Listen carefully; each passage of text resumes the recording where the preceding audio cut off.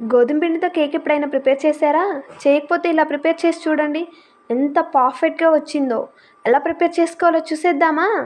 ముందుగా ఒక గిన్నె తీసుకొని షుగర్ ఆర్ బెల్లం 1 కప్ వేసుకొని కొన్ని వాటర్ పోసుకొని బాగా పాకం వచ్చేటట్టు కరగబెట్టుకోవాలి. ఇప్పుడు ఇంకో గిన్నె తీసుకొని 1 కప్ పెరుగు, 1 కప్ సన్‌ఫ్లవర్ ఆయిల్ తీసుకొని బాగా మిక్స్ చేసుకోవాలి. స్మూతీలా ప్రిపేర్ చేసుకొని పక్కన పెట్టుకోవాలి. కేక్ బౌల్ కోసం అడుగు ఫ్లాట్‌గా ఉన్న ఒక గిన్నెని తీసుకొని కొంచెం ఆయిల్ పోసి ఈవెన్‌గా స్ప్రెడ్ చేసుకొని కొంచెం పిండిని వేసి అది కూడా స్ప్రెడ్ చేసుకొని పక్కన పెట్టుకోవాలి.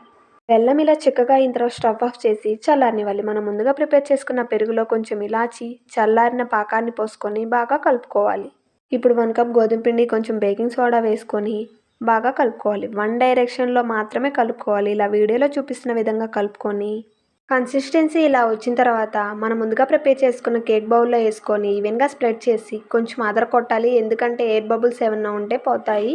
పైన డ్రై ఫ్రూట్స్ వేసుకొని స్టవ్ ఆన్ చేసి స్టవ్ మీద ఒక ప్యాన్ పెట్టుకొని లోన స్టాండ్ కానీ గిన్నె కానీ పెట్టుకొని వేడైన తర్వాత ముందుగా ప్రిపేర్ చేసుకున్న కేక్ బౌల్ పెట్టుకొని మూత పెట్టి 30 మినిట్స్ అలా మీడియం ఫ్లేమ్లో వదిలేసేయాలి.